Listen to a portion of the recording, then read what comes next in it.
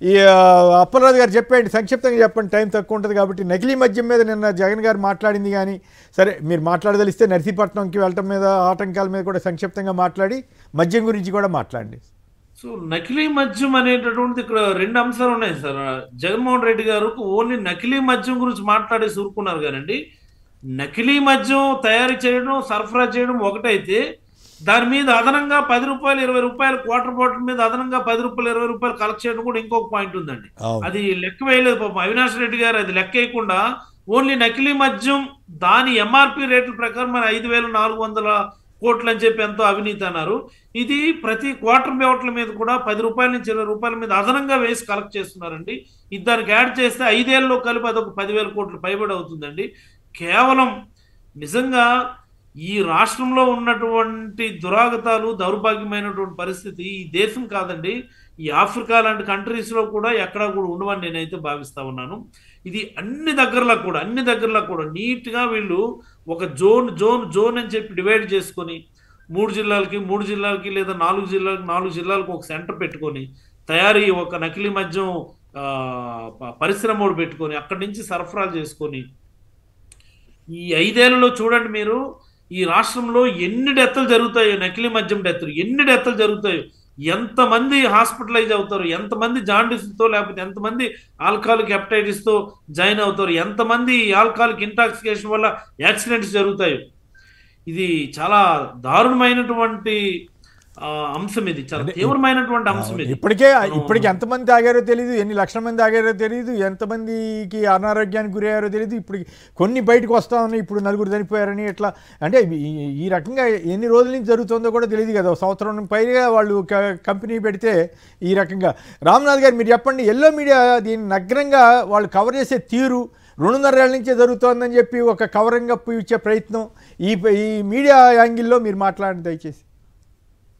కొమ్మినేని గారు, తెలుగుదేశం పార్టీ వాళ్ళు చాలా ధైర్యంగా ధీమాగా చెప్తూ వచ్చింది ఏంటంటే, లిక్కర్ తాగే వాళ్ళంతా మా స్ట్రాంగ్ ఓటు బ్యాంకు, మేము గత 5 ఏళ్లలో చేసిన ప్రచారం కారణంగా జగన్మోహన్ రెడ్డికి వీళ్ళు ఇంకో 10 ఏళ్ళు వ్యతిరేకంగా ఉంటారు అంటూ ప్రచారం చేస్తూ వచ్చారు. ఇప్పుడు ఒక్క దెబ్బకి మొత్తం అంతా మద్యం తాగే వాళ్ళందరికీ అర్థమయ్యేసరికి ఏం చేయాలో తెలియక తెలుగుదేశం పార్టీ మీద ఎదురుదాడి మొదలు పెట్టారు. వీళ్ళు ప్రధానంగా చెప్తున్నది ఏంటంటే 2.5 ఏళ్ల నుంచి ఉంది అంటే వైసీపీ హయాంలోనే మొదలైంది, ఇంకా నయం 7 ఏళ్ల నుంచి అని అంటే ఒక పని అయిపోయేది. 2.5 ఏళ్ళని చెప్పారు. 2.5 ఏళ్ళు అంటే కొమ్మినేని గారు ఇక్కడ బాగా గమనించాల్సిన అంశం ఏంటంటే, జగన్మోహన్ రెడ్డి గారి హయాంలో ఎక్కడా కూడా బెల్ట్ షాపులు లేవు, ప్రైవేట్ మద్యం దుకాణాలు లేవు, ప్రభుత్వ మద్యం దుకాణాలే. ప్రభుత్వ మద్యం దుకాణాల్లో ఇష్టానుసారం ఇట్లా ఎక్కడంటే అక్కడ తయారు చేసుకుని వచ్చి అమ్ముకోవడానికి అవకాశమే లేనే లేదు. పాయింట్ 1. 2.5 ఏళ్ల క్రితం నుంచి ఉంది అని అంటున్నారు అంటే, గత 16 నెలల నుంచి కూడా మేము ఈ మద్యాన్ని వీళ్ళతో తాగిస్తున్నామని మీడియానే అంగీకరిస్తాం, తెలుగుదేశం పార్టీ మీడియానే. పైగా ఇక్కడ ఇంకా బాగా గమనించాల్సిన అంశం ఏంటంటే, ఇది 2.5 ఏళ్ల నుండి నడుస్తున్నప్పుడు 16 నెలలుగా రాష్ట్ర ప్రభుత్వం ఏం చేస్తాం. ఇదే విషయం బయటకు వచ్చిన తొలి రోజే ఇదే పత్రికల్లో ఏం రాశారు అంటే, ఆందోళన చెందాల్సిన అవసరం లేదు, ఈ పరిశ్రమ అన్నది, ఈ ఫ్యాక్టరీ అన్నది మహా అంటే 4 రోజుల క్రితం నుంచి మొదలైందని చెప్తున్నారంటూ చెప్పారు. ఎందుకు చెప్పారు ఆ రోజు? ఇది కూడా పెద్ద ఇష్యూ కాకపోయి ఉంటే ఎస్ ఈ ఫ్యాక్టరీ 4 రోజుల క్రితం పెట్టారు, అప్పుడే కనిపెట్టేశారు, అయిపోయింది అని కవర్ చేసేవారు. కానీ ఇది పెద్ద ఇష్యూ అయిపోవడం, దీని మూలాలు జిల్లాలకు విస్తరించి ఉన్నాయన్న వ్యవహారం అంతా బయటకు వచ్చేసి తెలుగుదేశం పార్టీకి సంబంధించి భారీగా నష్టం జరుగుతూ ఉండడంతో, లేదు ఇది ఇప్పుడు కాదు, వైసీపీ హయాంలో కూడా జరిగింది, కాబట్టి మేమొక్కరమే కాదు వైసీపీ వాళ్ళ పాత్ర కూడా ఉంది అని చెప్పి ఈ వ్యవహారాన్ని న్యూట్రలైజ్ చేయడానికి తెలుగుదేశం పార్టీ మీడియా ప్రయత్నాలు చేస్తోంది. ఈ మొత్తం ఎపిసోడ్ లో బాగా గమనిస్తే ప్రభుత్వం ఎంత బాధ్యతారహితంగా ఉంది అన్నదానికి కొమ్మినేని గారు బెల్ట్ షాపుల గురించి ఎక్కడా మాట్లాడటం లేదు. బెల్ట్ షాపులు అన్నవి ఇల్లీగల్, కానీ ఇంత జరిగిన తర్వాత కూడా ఈనాడు పత్రికలోనే రాశారు, జిల్లా ఎడిషన్ లో తమ్మల్లపల్లి నియోజకవర్గంలో 1000 బెల్ట్ షాపులకు నిరంతరాయంగా ఈ నకిలీ మద్యాన్ని సప్లై చేశారు. అంటే బెల్ట్ షాపులు ఉండడం కారణంగానే బెల్ట్ షాపుల మీద ఎవరికి నియంత్రణ ఉండదు కాబట్టి ప్రైవేట్ వ్యక్తులు తయారు చేసుకొని బెల్ట్ షాపుల ద్వారా అమ్ముకుంటున్నారన్న వ్యవహారం బయటకు వచ్చిన తర్వాత రాష్ట్ర ముఖ్యమంత్రి గారు చేసిన మొదటి పని ఏంటి? బెల్ట్ షాపులు ఎక్కడే కానీ లేకుండా చేస్తామని కనీసం ఇప్పటికైనా చెప్పాలి. కనీసం మీడియా అయినా ముఖ్యమంత్రి గారిని ప్రశ్నించాలి. బెల్ట్ షాపుల వల్ల జరుగుతుంటే మీరు బెల్ట్ షాపుల గురించి ఎందుకు మాట్లాడరు అని. దాదాపు 1,00,000కు పైగా బెల్ట్ షాపులు ఉన్నాయని వాళ్ళే ధృవీకరిస్తూ ఒకవైపు దాని గురించి మాట్లాడడం లేదు అంటే తెలుగుదేశం పార్టీకి అనుకూలమైన పేరున్న మీడియా సంస్థలు అన్ని కూడా మన వాళ్ళవే బెల్ట్ షాపులు సంపాదించుకొని వాళ్ళంతా ధనవంతులు అయితే మంచిదే కదా అని పరోక్షంగా ఎంకరేజ్ చేస్తూ ఉన్నట్టే కదా. చూస్తుండే చంద్రబాబు నాయుడు గారు మళ్ళీ రేపో ఎల్లుండో ఏదో ఒక మీటింగ్ లో ఆయన జరుగుతున్న పరిణామాలను లెక్క చేయరు. మళ్ళీ మేము ఈ ప్రభుత్వంలోనికి వచ్చిన తర్వాత, ఈ ప్రభుత్వం వచ్చిన తర్వాత మీకు నాణ్యమైన మద్యం సప్లై చేస్తున్నాం, అవునా కాదా తమ్ముళ్ళు అని మళ్ళీ అడుగుతారు ఆయన. అవునా కాదా అని అడుగుతారు. ఇదేమి సంబంధం లేదు మాకు అన్నట్టుగా వ్యవహారం నడుపుతున్నారు. జయచంద్రారెడ్డి, పెద్దిరెడ్డి రామచంద్రారెడ్డి అని అంటారు. మరి ఎలా టికెట్ ఇచ్చారు? సరే, ఇప్పుడు ఇంకా కొత్త పాయింట్ ఏంటంటే ఒక విచక్షణ కూడా కోల్పోతున్నారు తెలుగుదేశం పార్టీ మీడియా అనడానికి నిదర్శనం ఏంటంటే ఆయన ఎన్నికల్లో డబ్బు కూడా ఖర్చు పెట్టలేదు, వైసీపీ అభ్యర్థి గెలుపు కోసం పనిచేశారని చెప్తున్నారు. అంటే డబ్బులు ఖర్చు పెట్టారా మిగతా నియోజకవర్గాల్లో తెలుగుదేశం పార్టీ అభ్యర్థులంతా? అంటే ఈ విషయాలన్నీ బయటికి చెప్తున్నారు. సరే, ఆయన తెలుగుదేశం పార్టీకి అనుకూలంగా పనిచేస్తుంటే డబ్బులు ఖర్చు పెట్టకపోతే ఈ విషయం ఇప్పుడు ఈ లిక్కర్ కుంభకోణం బయటకు వచ్చిన తర్వాతనే బయటకు వచ్చింది కొమ్మినేని గారు. మరి 16 నెలల పాటు అదే నియోజకవర్గానికి జయచంద్రారెడ్డి గారిని ఇన్ఛార్జ్ గా ఎలా కంటిన్యూ చేశారు? అక్కడ సురేంద్ర నాయుడు అనే ఆయన ఉన్నారు. అంటే ఇదంతా ఏంటంటే ఈ భారీగా మింద పడిపోయింది, ఏమీ చేయలేని పరిస్థితుల్లో పరోక్షంగా వైఎస్ఆర్సీపీ సాయం కోరుతున్నారు. మీరు కాస్త అంటించుకోండి బుడద, మేము కొద్దిగా బయటకు వస్తాము, మేము చాలా ఊపిరాడలేని పరిస్థితి వచ్చిందని పరోక్షంగా వైఎస్ఆర్ కాంగ్రెస్ పార్టీ లాగే ప్రయత్నం చేస్తున్నారు. మమ్మల్ని పైకి లాగండి అని. బాగుంది.